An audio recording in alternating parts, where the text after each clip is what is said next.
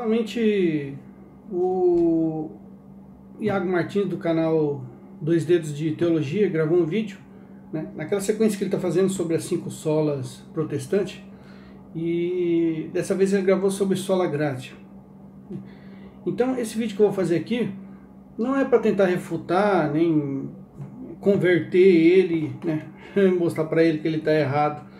Esse vídeo que eu vou fazer aqui agora é para mostrar a visão católica desse tema. A visão católica sobre a questão da graça, né, da obra e tudo mais, da fé. Então esse vídeo é para você que é católico e está querendo saber a visão católica, o que o católico pensa disso aí, entendeu?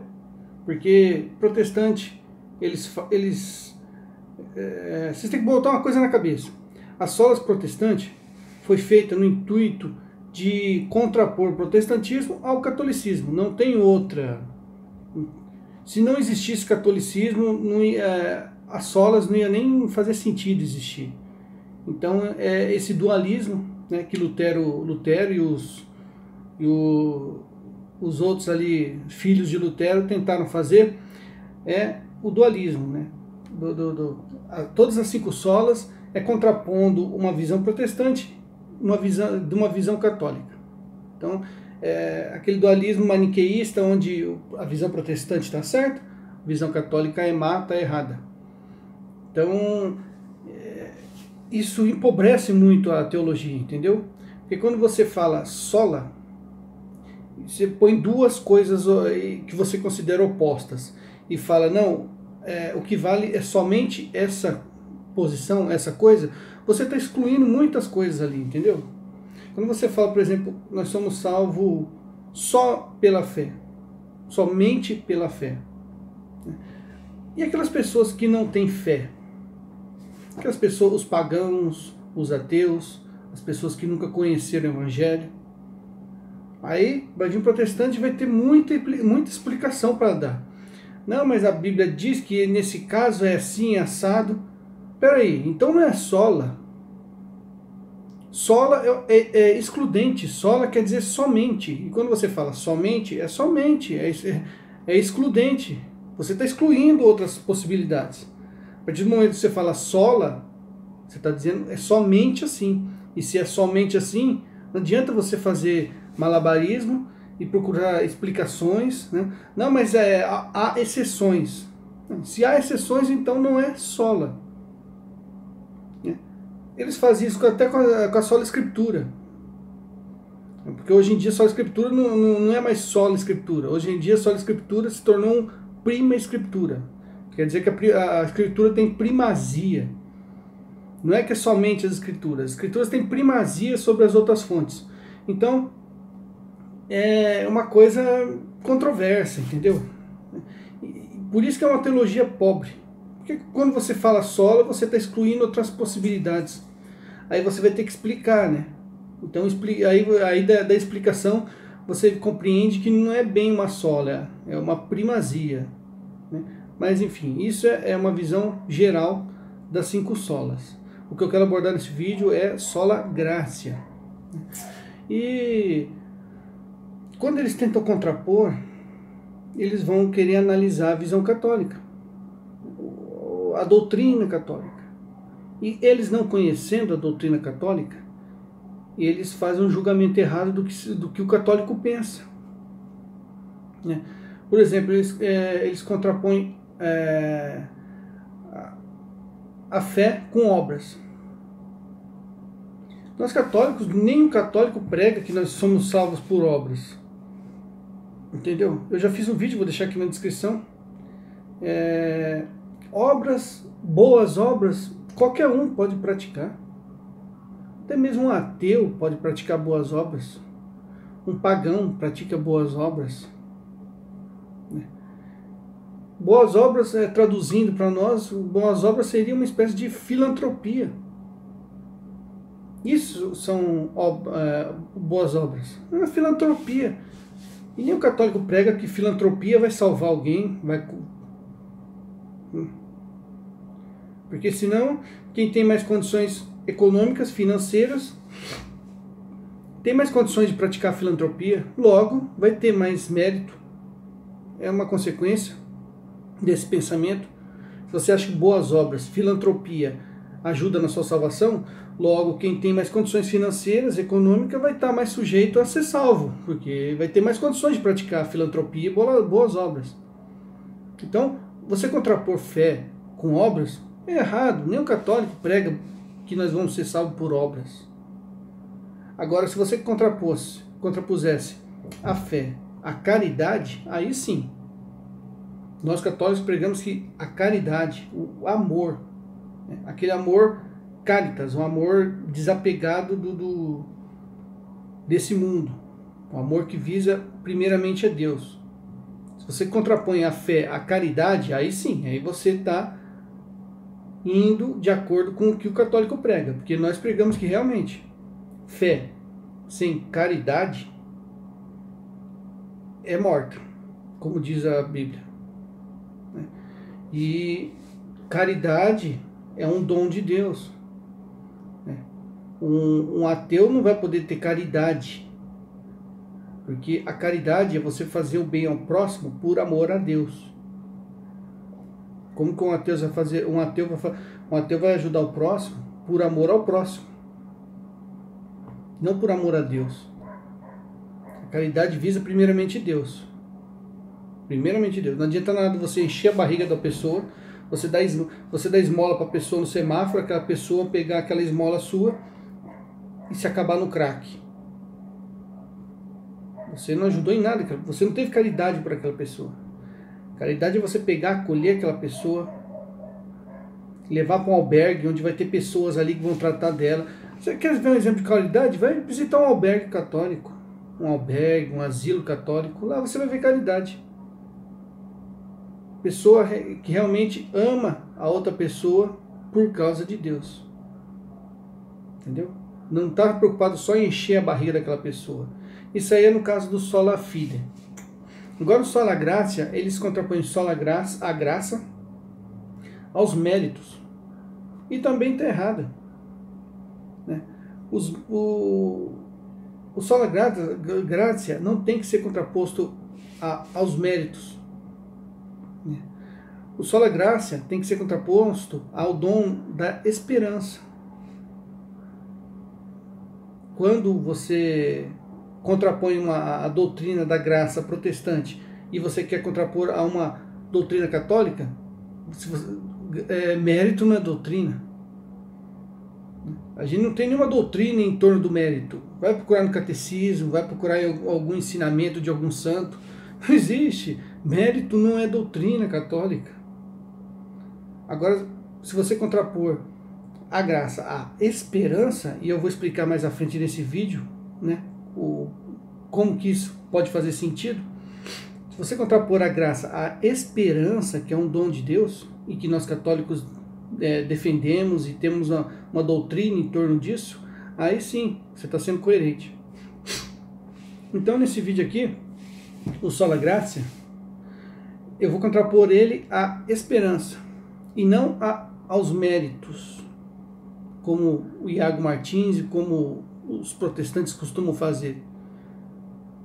Você não vai achar nenhum santo, como eu já disse, nenhum santo, nenhum papa, nenhum catecismo, fazendo uma doutrina em torno dos méritos, ou uma doutrina, no caso do sola fide, em torno das obras. Se você quer comparar, debater com o católico, debata a fé em contraponto à caridade, e a graça em contraponto à esperança, que são dons. Então, em primeiro lugar, já está errado esse negócio de você, para defender a graça, você querer combater os méritos. Né? Você teria que combater a esperança, o dom da esperança. Então, só para deixar claro, né? Antes de entrar na questão da esperança, eu queria só deixar claro aqui a diferença entre obras, boas obras, e obras da lei, que são coisas diferentes. Mas protestante parece que não lê a Bíblia, não entende, não sabe disso. O Iago Martins, no vídeo dele, deixa bem claro que ele, pelo menos, não sabe disso. Ele pega textos ali onde fala de obras da lei e lê como se aquele texto falasse de obras, boas obras. E boas obras e obras da lei são coisas diferentes. Então, um texto-chave está na carta aos Romanos, que o Iago usou muito. O texto-chave para você entender o que são obras da lei é ler o livro de Romanos. Então, para você ter um texto-chave, você vai em Romanos capítulo 3, versículos 19 ao 21. Fala o seguinte: ora, sabemos que tudo o que diz a lei, di-lo aos que estão sujeitos à lei, para que toda boca fique fechada e que o mundo inteiro seja reconhecido culpado diante de Deus. Porquanto, pela observância da lei, nenhum homem será justificado diante dele, porque a lei se limita a dar o conhecimento do pecado. Mas agora, sem o concurso da lei, manifestou-se a justiça de Deus, atestada pela lei e pelos profetas. Esta é a justiça de Deus pela fé em Jesus Cristo, para todos os fiéis, pois não há distinção, com efeito todos pecaram e todos estão privados da glória de Deus. Está se referindo aos que estão sob a lei, E são justificados gratuitamente por sua graça. Tal é a obra da redenção realizada em Jesus Cristo. Então, nesse texto aqui, Paulo fala das obras da lei, as observâncias da lei. E todo o livro de Romanos vai girar em torno disso aqui. Um texto que o próprio Iago Martins usou, que é Gálatas 2:21, Paulo vai falar a mesma coisa. Ele vai dizer: não menospreza a graça de Deus, mas em verdade, se a justiça se obtém pela lei, Cristo morreu em vão. Então, primeira coisa que a gente vê aqui, duas consequências desse texto que eu li. Primeira coisa, essas passagens demonstram que as obras da lei dizem respeito às observâncias que os judeus praticavam, crendo que seriam salvos obedecendo às leis da antiga aliança. E aquela parte que diz: porquanto pela observância da lei nenhum homem será justificado diante dele. Então, quando fala em obras da lei, está dizendo a prática da antiga aliança, as observâncias da lei, da Torá judaica. Diz respeito à prática judaica, às leis judaicas. E segunda coisa que a gente vê nesses textos aqui, demonstra também que não se pode aplicar o conceito de obras da lei aos não-judeus. Conforme diz aquela passagem que fala: sabemos que tudo que diz a lei, di-lo aos que estão sujeitos à lei. Obras da lei valem para os que estão sujeitos à lei. Obras da lei valem para os judeus. Então, isso são... quando você vê na Bíblia falando obras da lei, está se referindo a isso. As práticas que os judeus mantinham, prescritas no Antigo Testamento. Obras da lei. Agora, boas obras. Que eu falei que os pagãos podem realizar boas obras, os ateus podem realizar boas obras. É diferente de obras da lei. O texto-chave é a epístola de Tiago. Você vê na epístola de Tiago, você vai ver o que é boas obras. E eu separei aqui, eu selecionei um texto, Tiago 2, 14 ao 19.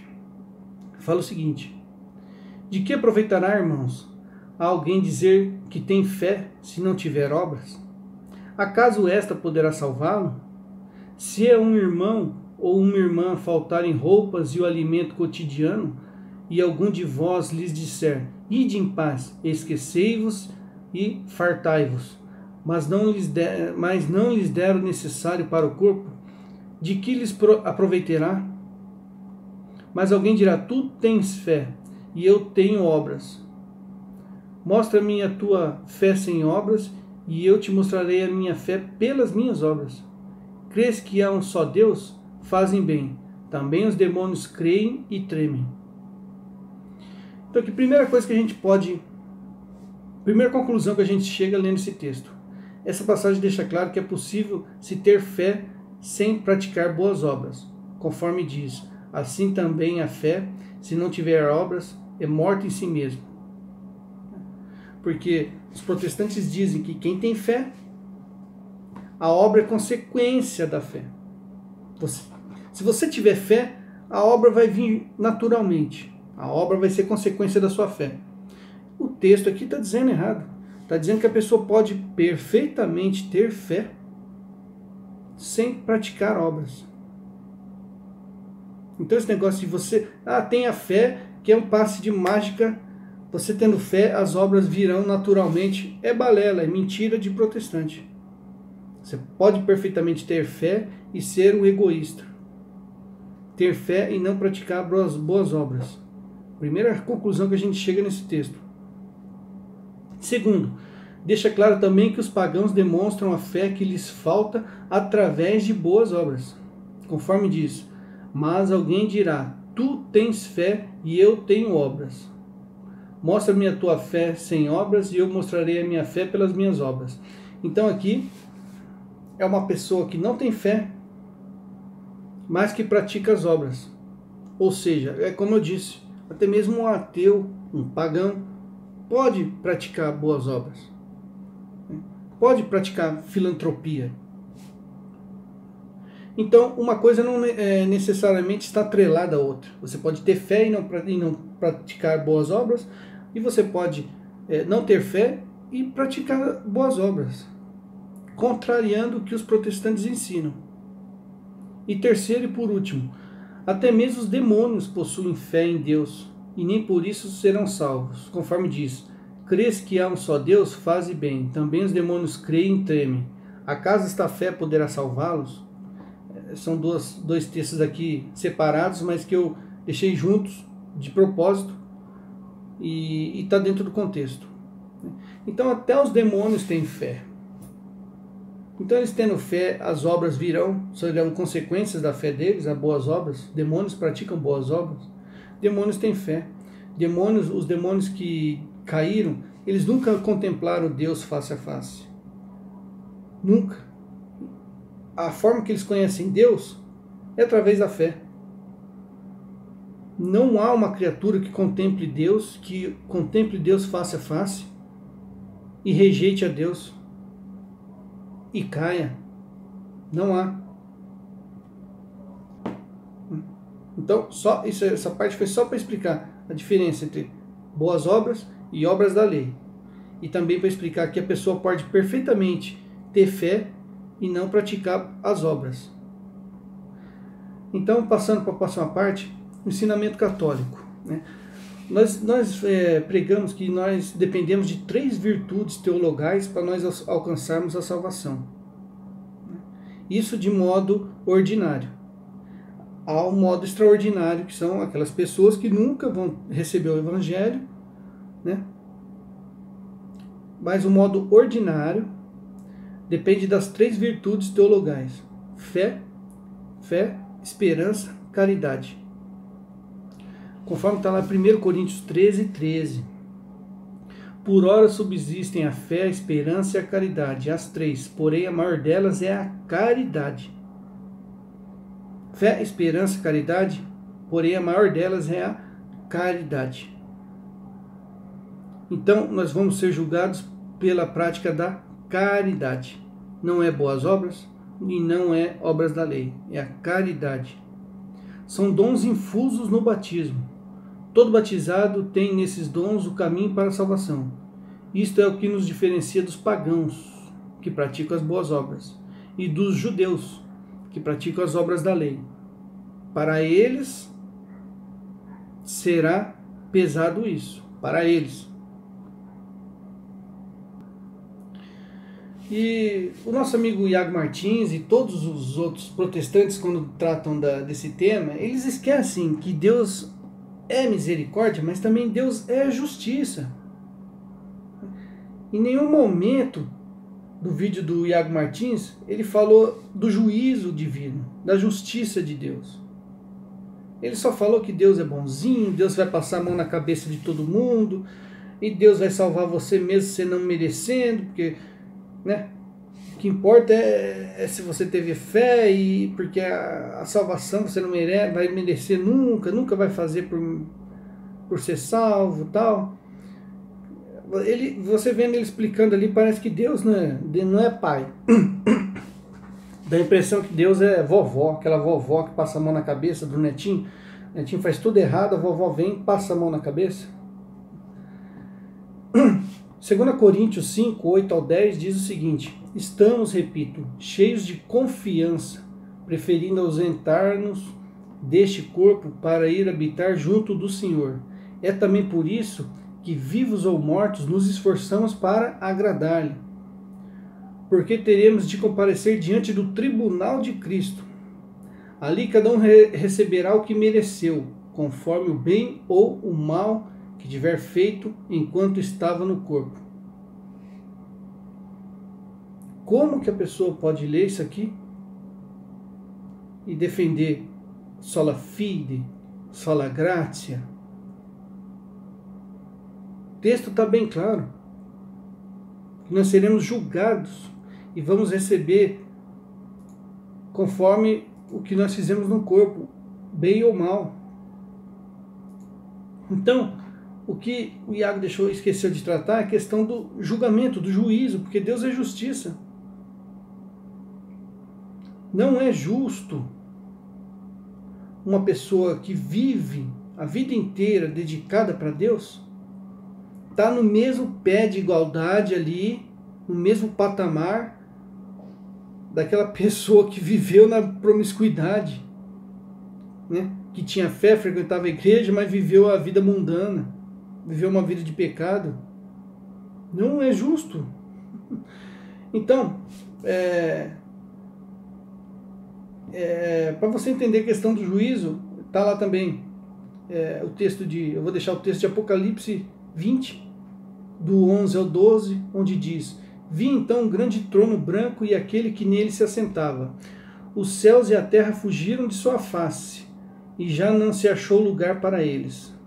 Vi os mortos grandes e pequenos, os mortos grandes e os pequenos, de pé diante do trono. Abriram-se os livros e ainda outro livro, que é o livro da vida.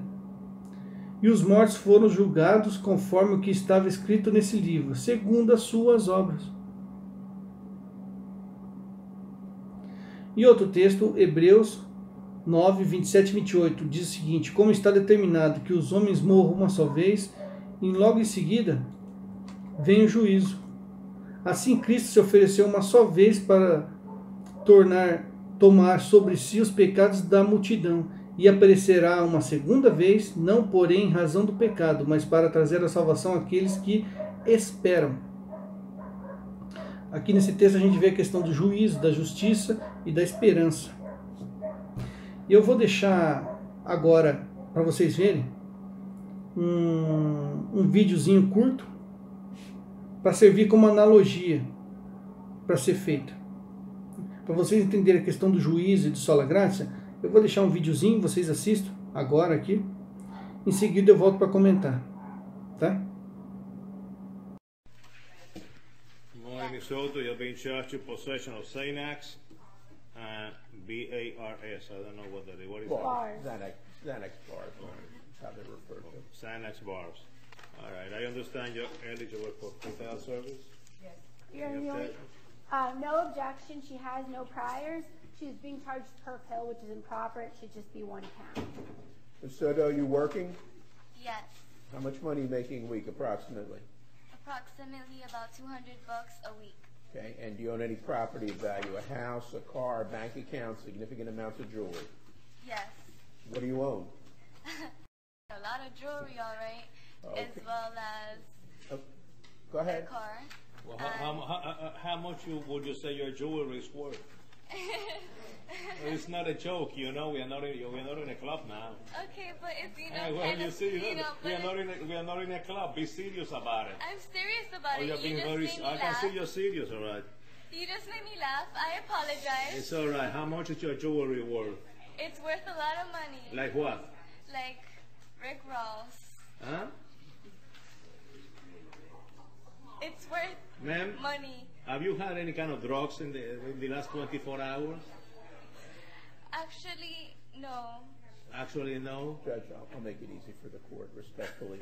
I'll accept appointment at this time. No, I'm going to appoint you because you own a lot of substantial amounts of jewelry. You can go and sell your jewelry for a private attorney. What is the standard bond? It should be, Ain't going to be no PTS. okay, 5,000 on count one, and then the rest should be ROR.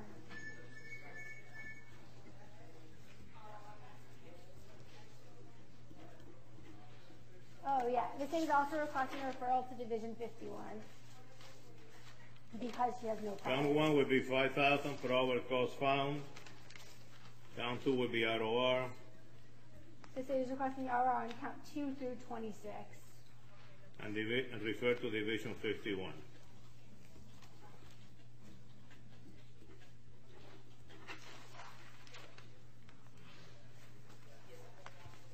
Bye-bye.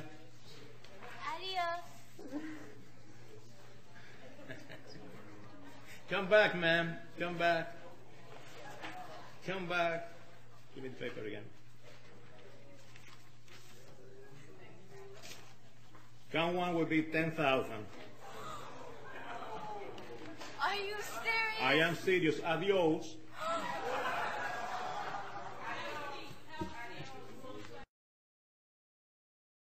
Come back again. Come back again. Bring him back again. What's up? I believe I heard you saying to. Yes, I did. I'm not going to do I believe you. Did you say? Actually, I Did you say that? Yes, sir, I did. Oh, you did say that? I'm not I find you in direct criminal contempt. 30 days in the county. O que a gente acabou de ver? Um julgamento. Uma pessoa, né, ali tinha sido presa por portar uma substância proibida. E ela foi apresentada na frente do juiz. E esse juiz tinha autoridade para dar a liberdade para essa pessoa, embora essa pessoa não merecesse. O que essa pessoa merece é ficar presa porque cometeu um crime. Mas o juiz tinha autoridade para conceder a liberdade para essa pessoa. Vocês estão vendo? Ela não merece, mas o juiz tem autoridade de, mesmo ela não merecendo, ela receber a liberdade.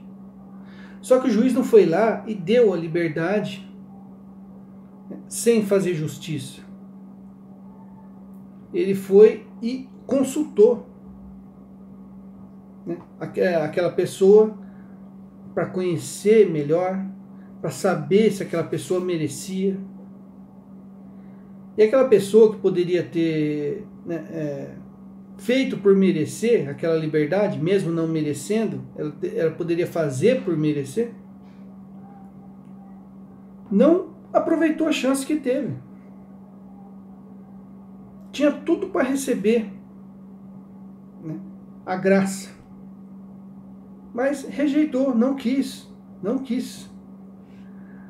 não fez por merecer, mesmo o juiz tendo autoridade para dar a graça, dar liberdade para aquela pessoa, o juiz decidiu não dar, mas ele aplicou justiça.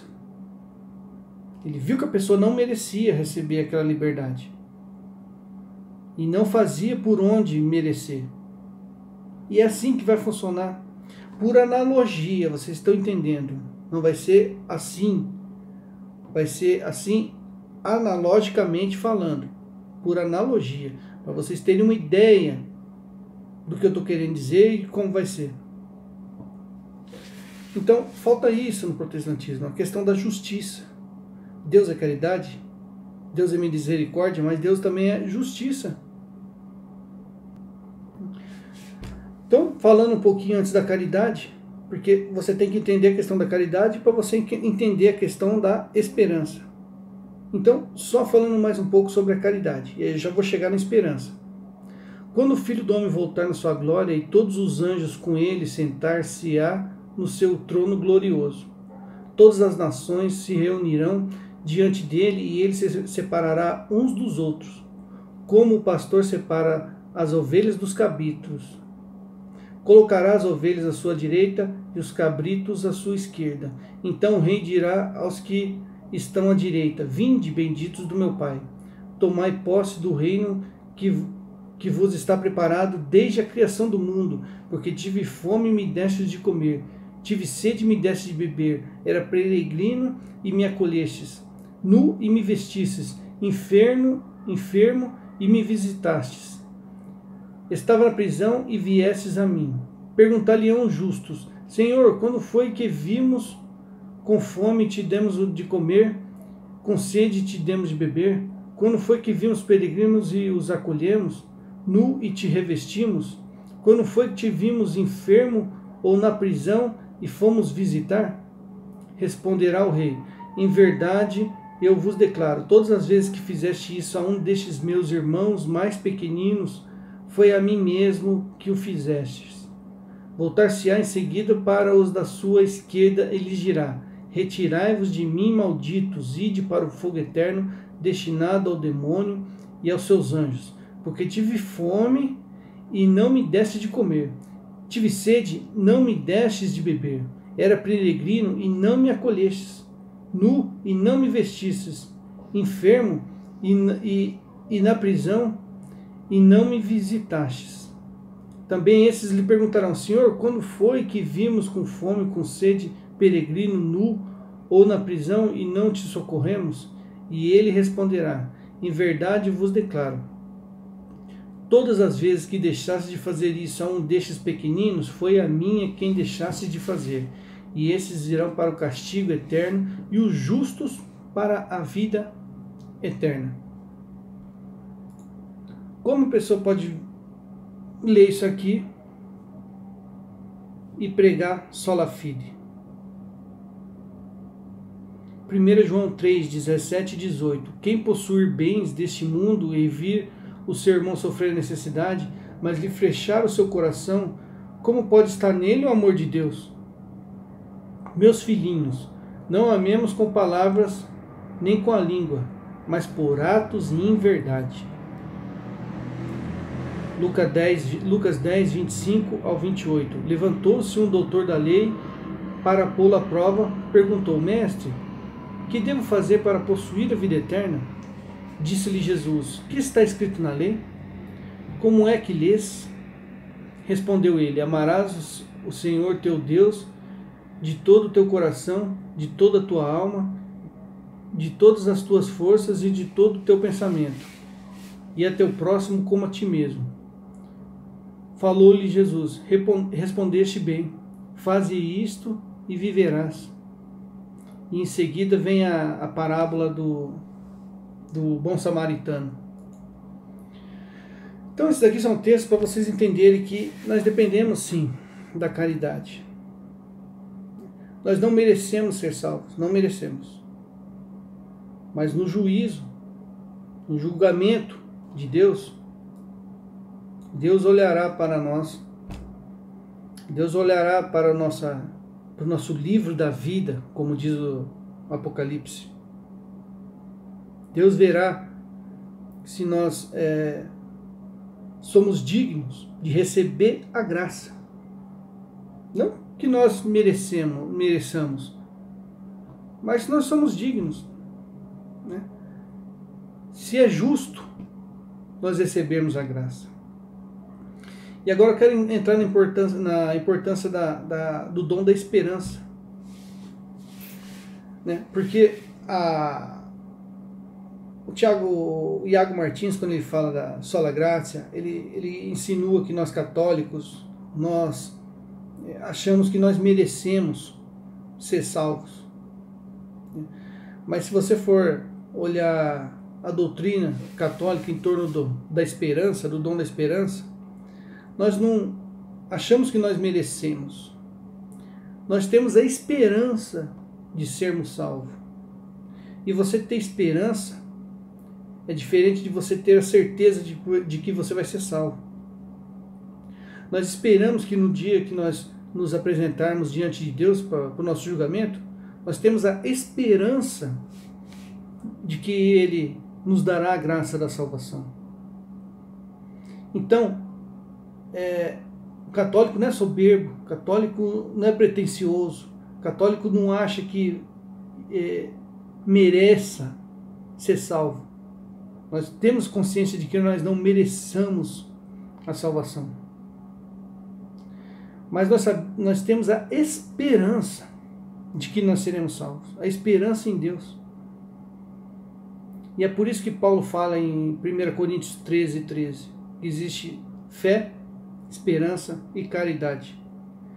Mas que a maior delas, e a que vai continuar depois da nossa morte, é somente a caridade. A caridade nós precisamos aqui e nós vamos precisar dela lá na eternidade. Fé vai acabar, porque nós veremos Deus face a face. E a esperança não vai ser mais necessária, porque a promessa de Deus será cumprida. Então, o certo é contrapor a doutrina do sola gratia à esperança e não aos méritos. Nós não pregamos méritos, não há doutrina em torno dos méritos dentro da Igreja Católica. Nós pregamos a esperança. Nós temos a esperança de que nós seremos salvos. A esperança em Deus. Porque é promessa dele. Ele nos prometeu. E por isso nós esperamos ser salvos. É esperança, não é certeza. Não é certeza da salvação, é esperança. Conforme diz Romanos 5, do 2 ao 5, por ele é que tivemos acesso a essa graça, na qual estamos firmes e nos glorificamos na esperança de possuir um dia a glória de Deus. Não só isso, mas nos gloriamos até nas tribulações, pois sabemos que a tribulação produz a paciência. A paciência prova a fidelidade, e a fidelidade comprovada produz o quê? A esperança. E a esperança não engana, porque o amor de Deus foi derramado em nossos corações pelo Espírito Santo que nos foi dado. Aqui Paulo está falando do dom da esperança. Nós esperamos em Deus, nós esperamos ser salvos. É uma esperança, é o dom da esperança. Nós não temos a certeza que nós vamos ser salvos. Nós não achamos que nós mereçamos ser salvos, mas nós temos esperança. E como diz aquele ditado popular, a esperança é a última que morre, justamente por causa disso. 2 Tessalonicenses 2,16. Nosso Senhor Jesus Cristo e Deus, nosso Pai, que nos amou e nos deu consolação eterna e boa esperança pela sua graça. Aqui Paulo fala, nós temos a esperança da graça. Console os vossos corações e os confirme para toda boa obra e palavra. Você vê? Está tudo junto. A boa obra, a esperança, a graça. 1 Pedro 1, do 13, 1 Pedro capítulo 1, versículos 13 e 21. Cingi, portanto, os rins do vosso espírito, sede sóbrios e colocai toda a vossa esperança na graça que vos será dada no dia em que Jesus Cristo aparecer. Por ele tendes fé em Deus, que o ressuscitou dos mortos e glorificou, a fim que vossa fé e vossa esperança fixem em Deus. Qual que é a doutrina protestante em torno da esperança? Eu não vejo, eu não sei. Vocês não falam de dons espirituais, protestante não fala sobre caridade, não fala sobre esperança. 1 João 3,3. Em todo aquele que nele tem a esperança, tornar-se puro, como ele é puro. E todo aquele que nele tem esta esperança, tornar-se puro, como ele é puro. Efésios 2,12. Lembrai-vos de que naquele tempo estáveis sem Cristo, sem direito da cidadania em Israel, alheios às alianças, sem esperança da promessa e sem Deus nesse mundo.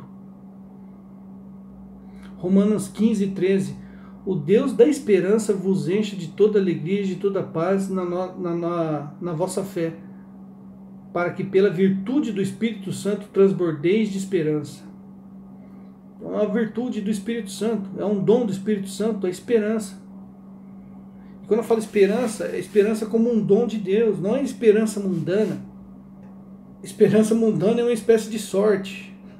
A esperança em Deus como um dom é aquela certeza de que a promessa de Deus será cumprida. Não a certeza de que nós seremos salvos, mas é a promessa de que Ele cumprirá, a esperança de que Ele cumprirá a sua promessa. E o que Ele prometeu? Ele prometeu que os justos serão salvos. Essa é a esperança que nós temos. Os justos serão salvos. E os outros serão colocados à sua esquerda e lançados no fogo para o castigo eterno. É essa a esperança que nós temos. E para finalizar, Colossenses 1:27. A estes quis Deus dar o conhecer a riqueza e glória deste mistério entre os gentios, Cristo em vós, esperança da glória. Então, meus amigos católicos, né, a nossa visão sobre a graça é essa. Nós somos salvos somente pela graça. Mas nós não pregamos que nós vamos obter a graça através dos nossos méritos. Os méritos é uma forma de nós mantermos a esperança de ser salvo. Nós vamos se apresentar como aquela menina se apresentou diante daquele juiz. E Deus virá nos julgar, porque Deus é justiça. E embora nós não merecendo a liberdade, Ele irá nos julgar. E se Ele nos achar justos, Ele nos dará a liberdade. Mas se Ele achar que nós não somos pessoas justas, fará como aquele juiz fez com aquela menina. Você não merece a liberdade. Você não fez por merecer. Você já não merecia. E agora, depois desse julgamento, você continua não merecendo. Você vai ficar presa. É assim que vai funcionar, meu irmão. É assim que vai funcionar. Então não tenha certeza de que você será salvo. Não fique achando que seus méritos, né, vão te salvar. Quem salva é Deus. Mas Deus é justiça. E a promessa dele é que os justos serão salvos. E nós temos que ter fé nessa promessa. E procurarmos ser justos. Independente se você é católico, independente se você é protestante, procure ser uma pessoa justa. Larga a mão desse negócio de sola fide, sola gratia. Essas coisas muito simplistas são coisas de pessoas medíocres. Não seja medíocre. Busque algo maior. É sola gracia, e por causa que é sola gracia, eu vou sentar a bunda na cadeira e vou ficar esperando morrer. E eu vou achar que só porque eu tenho fé em Deus, eu estou no mesmo pé de igualdade de uma Madre Teresa de Calcutá, de uma irmã Dulce, não são Padre Pio de Pietrelcina. Muitos protestantes vão além.